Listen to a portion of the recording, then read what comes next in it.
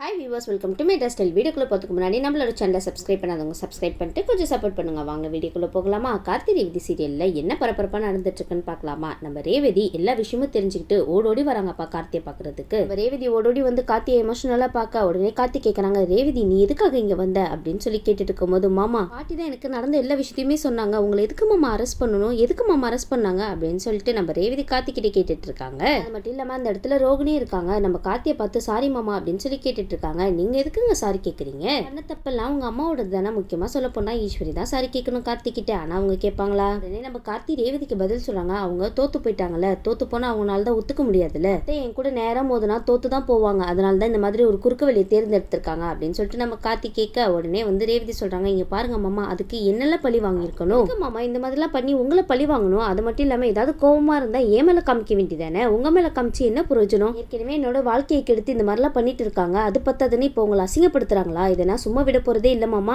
அந்த அதிகாரி கிட்ட போய் கேட்கிறேன், எதுக்காக உங்களை அரெஸ்ட் பண்ணி உள்ள வச்சிருக்காங்க அப்படின்னு சொல்லிட்டு விறுவிறுன்னு போயிட்டு இருக்காங்கப்பா. உடனே வந்து நம்ம ரோகிணி தடுக்கிறாங்க, ரேவதி தயவு செய்து சொல்றேன், அவசரம் மட்டும் படாத, நீ நினைக்கிற மாதிரி இடம் கிடையாது, இது ஸ்டேஷன் சரியா, அது நீ நல்லா புரிஞ்சு நடந்துக்கோ, நீ இடக்க முடக்க ஏதாவது பண்ணுன்னு வச்சுக்கோங்க, பெரிய பிரச்சனையில போய் முடிஞ்சிடும் ரேவதி அப்படின்னு சொல்லிட்டு இருக்க உடனே நம்ம ரேவதி கொஞ்ச நேரம் யோசிக்க ஆரம்பிச்சிடறாங்கன்னே சொல்லலாம். இப்போ என்னடா பண்றது அப்படின்னு சொல்லிட்டு உடனே நம்ம கார்த்தி வந்து ரேவதி கூப்பிட்டீங்க பா, ரேவதி தயவு செய்து அவசரம் மட்டும் படாத, அவசரப்பட்டு ஒன்னும் ஆக போறது கிடையாது, அது மட்டும் இல்லாம இங்க இருந்து எப்படி வெளியில வரணும்னு எனக்கு நல்லாவே தெரியும் ரேவதி, நீ கவலைப்படாத அப்படின்னு சொல்லிட்டு ரேவதியை சமாதானப்படுத்துறாங்கப்பா. ஆனா நம்ம ரேவதி சும்மா இருப்பாங்களா? இதுக்கெல்லாம் காரணம் என்னோட அம்மா தானே, அவங்கள என்ன ஏதுன்னு 4 வார்த்தை கேட்டாதான் எனக்கு மனசு ஆறுமாமா அப்படின்னு சொல்லிட்டு விறுவிறுன்னு வீட்டுக்கு தான்ப்பா போயிட்டு இருக்காங்க. அது மட்டும் இல்லாம நம்ம மயில் வாகனம் கார்த்தியை பாக்குறதுக்காக வராங்கப்பா. நம்ம மயில் வாகனம் கார்த்திகிட்ட கேட்கறாங்க, என்னப்பா சகல இந்த மாதிரி நடந்து போச்சு, இந்த மாதிரி நடக்கணும் நான் கொஞ்சம் கூட எதிர்பார்க்கவே இல்லை, எதுக்காக இந்த ஈஸ்வரியத்தையும் சந்திரகலாத்தையும் இந்த மாதிரி பண்ணிட்டு இருக்காங்கன்னு கொஞ்சம் கூட புரியவே மாட்டேங்குதே, அவங்க ரொம்ப ஆட்டமா ஆடிட்டே போறாங்க கார்த்தி, அவங்க ஆட்டத்துக்கு ஒரு முடிவு கட்டியே ஆகணும், இப்படியே விட்டா வேலைக்கே ஆகாது கார்த்தி அப்படின்னு சொல்லிட்டு நம்ம மயில்வாகனம் கேட்டுட்டு இருக்க உடனே நம்ம கார்த்தி சொல்றாங்க, இந்த மாதிரி என்னை வெளியில எடுக்கிறதுக்காக லாயரை போய் பாருங்க அப்படின்னு சொல்லிட்டு நம்ம கார்த்தி ஒருத்தர் சொல்றாருப்பா. உடனே நம்ம மயில்வாகனமும் கொஞ்சம் கூட தாமதம் பண்ணாம வேகமா போயிட்டு இருக்காரு. உடனே நம்ம ரேவதி இந்த பக்கம் ஈஸ்வரி வீட்டுக்கு போயிட்டு கண்ணா பின்னான்னு திட்ட ஆரம்பிச்சிட்டாங்கன்னே சொல்லலாம். அவங்களுக்கு எவ்வளவு தைரியம் இருந்தா என்னோட மாமாவை இந்த மாதிரி உள்ள தள்ளிருப்பீங்க, ஒழுங்க மரியாதையா அவர் மேல கொடுத்த கம்ப்ளைண்ட்டை வாபஸ் வாங்க போறீங்களா இல்லையா அப்படின்னு சொல்லி கேட்ட உடனே நம்ம ஈஸ்வரி இருக்காங்க இல்லையா, திமுறா பதில் வேற சொல்றாங்க, என்ன வாபஸ் வாங்கணுமா, அது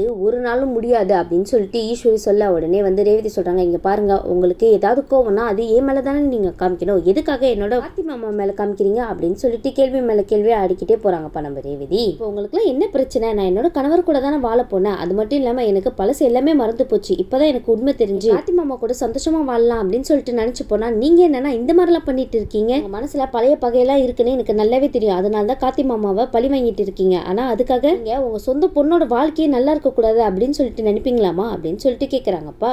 உங்களை நினைச்சாலே உடம்புல கூசுதமா அப்படின்னு சொல்லிட்டு கேட்க உடனே வந்து இந்த சந்திரகலா இருக்காங்க இல்லையா, என்ன ரேவதி அக்காவை எதிர்த்து பேசுற அளவுக்கு உனக்கு தைரியம் வந்துருச்சா அப்படின்னு சொல்லி கேட்டுட்டு இருக்கேன், இங்க பாருங்க இதுக்கெல்லாம் காரணமே நீங்க தான், உங்க வாயை மூடிட்டு அமைதியா இருக்கிறதோட இருந்துக்கோங்க, அதுதான் உங்களுக்கு மரியாதை அப்படின்னு சொல்லிட்டு நம்ம சந்திரகலாவோட வாயே மூடிடுறாங்கப்பா இந்த ரேவதி. உடனே நம்ம மயில் வாங்கணும், கேளு ரேவதி நல்ல கேளு, 4 வார்த்தை இந்த மாதிரி நறுக்குன்னு கேட்டதா உங்களுக்கு எல்லாம் உரைக்கும் அப்படின்னு சொல்லி கேட்டுட்டு இருக்க உடனே ஈஸ்வரி சொல்றாங்க, என்ன எல்லாரும் ஒண்ணு சேர்ந்துட்டு அவளை பேச விட்டு வேடிக்கை பார்த்துட்டு இருக்கீங்களா, பாருங்கம்மா எல்லாத்தையும் மறந்துட்டீங்களா என்ன, அவரு எத்தனை தடவை உங்க உயிரை காப்பாத்திருப்பாரு, உங்க உயிரை மட்டுமா, இத்தனை தடவையே இந்த குடும்பத்துக்கு எவ்வளவோ பிரச்சனை வந்திருக்கு, ஆனா எல்லாத்துக்குமே துணையா இருந்து நம்மள பாதுகாத்ததே அவர் தானம்மா, அது எல்லாமே உங்களுக்கு மறந்து போச்சா என்ன அப்படின்னு சொல்லிட்டு பழைய கதையெல்லாம் கலர்றாங்கப்பா நம்ம ரேவதி. இங்க பாருங்கம்மா நம்ம குடும்பத்துக்காக இவ்வளவு பண்ணிருக்காரே, அது ஏதாவது ஒரு நல்ல விஷயமாவது நீங்க நினைச்சு பாத்தீங்களா, ஆனா நீங்க ஏதோ ஒரு பழைய பகைய மனசுக்குள்ள வச்சுட்டு இந்த மாதிரி பழி வாங்கிட்டு இருக்கீங்களே, இதெல்லாம் கொஞ்சமாவது நியாயமா இருக்கா சொல்லுங்க. உடனே ராஜராஜன் சொல்றாங்க, இங்க பாரு ஈஸ்வரி, ரேவதி சொல்றது உண்மைதானே, அவரு நம்ம குடும்பத்துக்காக எவ்வளவோ நல்லது பண்ணிருக்காரு, ஆனா உங்க அம்மாக்கு இந்த மாதிரி ஒரு விஷயம் நடந்துச்சுன்னா அந்த குடும்பத்தையே நீ வெறுத்து ஒதுக்கிட்ட, அது மட்டும் இல்லாம நான் கூட உங்ககிட்ட பேசுறதே விட்டுட்டேன், ஆனா எப்போ அந்த குடும்பத்து மேல எந்த தப்பும் இல்ல அப்படின்னு சொல்லிட்டு தெரிய வந்துச்சோ அப்பவே எல்லாம் குற்றணிச்சு போயிடுச்சு, ஆனா அவங்க சொல்றதெல்லாம் நம்பாம இந்த மாதிரி பழிக்கு மேல பழி வாங்கிட்டே போயிட்டு இருக்கே ஈஸ்வரி, இதெல்லாம் நியாயமா சொல்லு, ஏன்னா ஈஸ்வரி மத்தவங்களோட சாபமும் பாவமும் நம்ம சம்மதிக்கு தேவையில்லை ஈஸ்வரி அப்படின்னு சொல்லிட்டு இருக்கும் போது இந்த ஈஸ்வரிக்கு இதெல்லாம் சொன்னா வரைக்குமா, என்னங்க எல்லாரும் ரொம்ப ஓவரா பேசிட்டு இருக்கீங்க, யாரு என்ன சொன்னாலும் சரி அந்த கார்த்தி வெளியே வர மாட்டான், வெளியே வர போறதும் கிடையாது, இந்த ஈஸ்வரி உயிரோட இருக்கிற வரைக்கும் நடக்காது, நடக்கவும் விட மாட்டேன் அப்படின்னு சொல்லிட்டு டைலாக்லாம் பேசிட்டு இருக்காங்க இந்த ஈஸ்வரி. சரிமா கடைசியா ஒரு தடவை கேட்கிறேன், கார்த்தி மாமாவை வெளியில விட சொல்ல போறீங்களா இல்லையா அப்படின்னு சொல்லி கேட்டுட்டு இருக்கும் போது, சரி ரேவதி கார்த்தி வெளியில வரணும் அவ்வளவுதானே,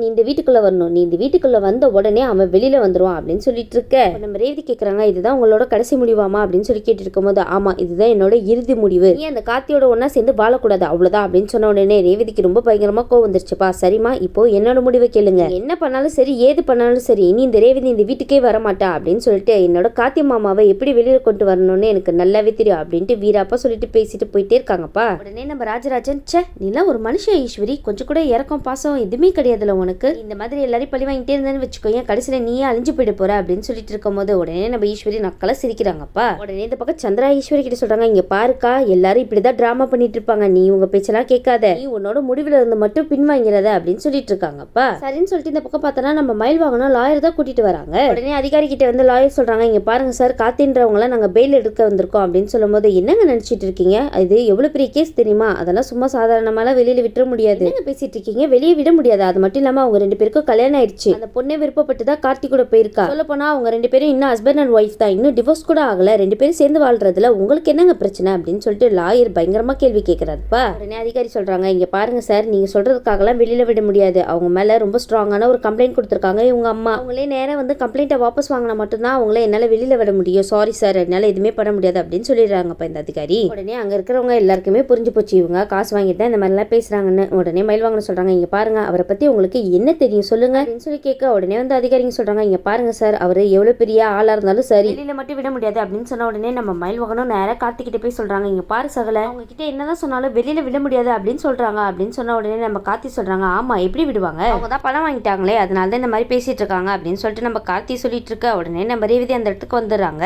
நம்ம ரேவதி மயில் வாகனத்துக்கிட்ட கேட்கறாங்க, மாமா அவர் வெளியில வந்துருவார்ல அப்படின்னு சொல்லி கேட்டுட்டு இருக்கும் போது, நான் லாயரையும் கூட்டிட்டு வந்துட்டேன், அதிகாரிங்க கார்த்தி சகலையை வெளியில விட மாட்டேன்னு சொல்லிட்டு இருக்காங்க, அது மட்டும் இல்லாம அம்மா வந்து சொன்னா மட்டும்தான் வெளியில விடுவாங்களா அப்படின்னு சொல்லிட்டு இருக்கா. உடனே நம்ம ரேவதி கோவப்பட்டு, இங்க பாருங்க சார், நீங்க எல்லாரும் என்ன நினைச்சிட்டு இருக்கீங்க, அவர் மேல கம்ப்ளைண்ட் கொடுக்கறதா இருந்தா நான் தானே கொடுத்துருக்கணும், நீங்க என்னன்னா அம்மா கம்ப்ளைண்ட் கொடுத்தாங்க அப்படின்னு சொல்லிட்டு இருக்கீங்க, அது மட்டும் இல்லாம நானும் என்னோட கார்த்தி மாமாவும் ஒன்னா சேர்ந்து வாழணும் தான் இந்த மாதிரி ஒரு முடிவு எடுத்தோம், நீங்க என்னன்னா அம்மா கம்ப்ளைண்ட் கொடுத்தாங்க அவங்க கம்ப்ளைண்ட் கொடுத்தாங்க அப்படின்னு சொல்லிட்டு இந்த மாதிரி பண்ணிட்டு இருக்கீங்களே, கொஞ்சமாவது நியாயமா இருக்கா அப்படின்னு சொல்லிட்டு நம்ம ரேவதி கேட்க. உடனே வந்து அதிகாரிங்க சொல்றாங்க, இங்க பாருங்க மேடம், உங்களை மிரட்டி விளக்கு டைமா இவரு உங்களை கூட்டிட்டு போயிருக்காங்க, இதுதான் உங்க அம்மா கொடுத்த கம்ப்ளைண்ட், அதனால இதுதான் நாங்க கம்ப்ளைண்டா எடுத்துக்க முடியும், அது மட்டும் இல்லாம உங்களுக்கு அவர் வெளியில வரணும்னா உங்க அம்மா கிட்ட போய் பேசி வெளியில கொண்டு வாங்க, அதுக்கப்புறம் உங்களால என்ன பண்ண முடியுமோ தாராளமா பண்ணிக்கோங்க அப்படின்னு சொன்ன உடனே நம்ம ரேவதி கார்த்திகிட்ட வந்து ஓனா அழ ஆரம்பிச்சிட்டாங்கப்பா. அம்மா நாங்க எவ்வளவோ எடுத்து சொல்லி கூட அவங்க விடவே மாட்டேன்னு புடிவாதமா இருக்காங்க மாமா அப்படின்னு சொல்லிட்டு இருக்க. உடனே வந்து கார்த்தி சொல்றாங்க, இங்க பாரு, இதுக்கு பின்னாடி இருக்கிறது ஒரே ஒரு ஆள் தான், உன்னோட சந்திரகலா சித்தி, அவங்க சொல்லிதான் இந்த மாதிரிலாம் பண்ணிட்டு இருக்காங்க அப்படின்னு சொன்ன உடனே நம்ம ரேவதி மறுபடியும் வந்து அதிகாரி கிட்ட கேட்கறாங்க, இங்க பாருங்க கடைசியாக கேட்கிறேன், அவரை வெளியில விட போறீங்களா இல்லையா அப்படின்னு சொல்லி கேட்டுட்டு இருக்க. என்னம்மா நீ மறுபடியும் வந்து இதே பேசிட்டு இருக்க, ஒழுங்கு மரியாதை இங்க இருந்து நீங்க வெளியே கிளம்ப போறீங்களா இல்லையா, அவ்வளவுதான் உங்களுக்கு எல்லாம் மரியாதை, அதுக்கப்புறம் உங்களை தூக்கி உள்ள வச்சிருவோம் பாத்துக்கோங்க அப்படின்னு சொல்லிட்டு இருக்க. உடனே நம்ம ரேவதி பயங்கரமான ஒரு முடிவு எடுக்கிறாங்கன்னே சொல்லலாம், ஸ்டேஷனுக்கு வெளியில உட்காந்துட்டு போராட்டம் பண்ணிட்டு இருக்காங்க அப்ப நம்ம கார்த்திக்காக.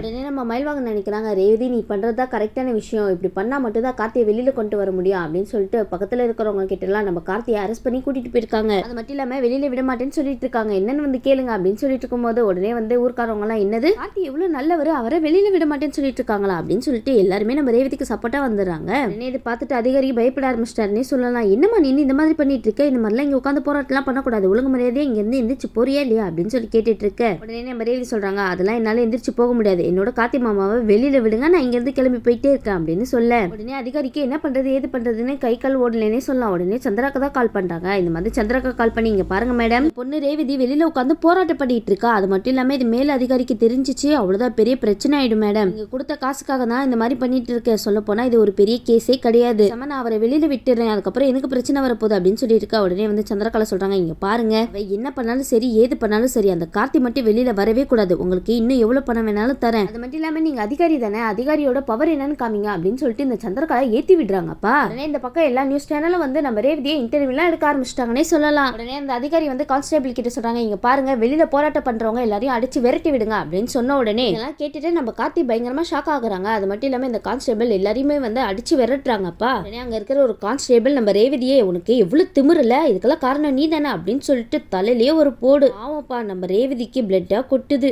இந்த ஈஸ்வரினால நம்ம ரேவதிக்கு என்ன நிலைமை பாத்தீங்களா. அது மட்டும் இல்லாம இது எல்லாத்தையுமே வந்து நம்ம மயில் வாகனம் வீடியோவா எடுத்துட்டு இருக்காருப்பா. பாவம் நம்ம ரேவதி தலையில கை வச்சுட்டு பயங்கரமா அழுதுட்டு இருக்காங்கப்பா. அது மட்டும் இல்லாம இதெல்லாம் கேள்விப்பட்டுட்டு பெரிய அதிகாரிங்க வராங்க. உடனே அந்த பெரிய அதிகாரி வந்து அந்த அதிகாரி கிட்ட கேட்டுட்டு இருக்காங்க, என்னையா நடந்துட்டு இருக்கீங்க, பொதுமக்களை அடிச்சு விரட்டுற அளவுக்கு என்ன பிரச்சனை அப்படின்னு சொல்லிட்டு பெரிய அதிகாரி கேட்க. அதுக்கு அந்த அதிகாரி சொல்றாங்க, சார் உள்ள இருக்கிற கைதியை வெளியே விட சொல்லி இங்க உள்ளவங்க எல்லாம் பிரச்சனை பண்ணிட்டு இருக்காங்க சார். உடனே நம்ம ரேவதி பெரிய அதிகாரியை பார்த்து, சார் இவர் சொல்றது எல்லாமே போய், உள்ள இருக்கிறது என்னோட ஹஸ்பண்ட் தான், ஒரு பொண்ணை கடத்திட்டு போயிட்டாங்க அப்படின்னு சொல்லிட்டு இவர் சொன்னார்ல, அந்த பொண்ணே நான் தான், என்னோட கணவர் என்னால கடத்திட்டுலாம் வரல சார் அப்படின்னு சொல்லிட்டு இருக்கும்போது உடனே பெரிய அதிகாரிங்க கேட்கறாங்க, என்னையா இது, பாதிக்கப்பட்ட பொண்ணே நேரில் வந்து அவர் என்னோட புருஷன் தான், அவர் என்ன கடத்தல அப்படின்னு சொல்றாங்கல்ல, அதுக்கப்புறம் உங்களுக்கு என்னையா பிரச்சனை, நீ எதுக்கு உள்ள வச்சிருக்கீங்க, வெளியே விட வேண்டியதானே அப்படின்னு சொல்லி கேட்டுட்டு இருக்கா. உடனே அந்த அதிகாரிங்க சொல்றாங்க, இல்ல சார், கம்ப்ளைண்ட் கொடுத்ததே உங்க அம்மா ஈஸ்வரி தான் அப்படின்னு சொல்ல உடனே ஊர் ஜனங்கள்லாம் சொல்றாங்க, சார் இங்க பாருங்க சார், பொண்ணோட அம்மா 1000 கம்ப்ளைண்ட் பண்ணுவாங்க, ஆனா சம்பந்தப்பட்ட பொண்ணே நேர்ல இதெல்லாம் உண்மை இல்ல அப்படின்னு சொல்றாங்கல்ல, அப்ப இந்த பொண்ணை விசாரிக்காம எப்படி கார்த்தி தம்பியை உள்ள வைப்பீங்க அப்படின்னு சொல்லிட்டு கேள்வி கேட்க உடனே அதிகாரிங்க எல்லாம் முழிக்க ஆரம்பிச்சிட்டாங்க.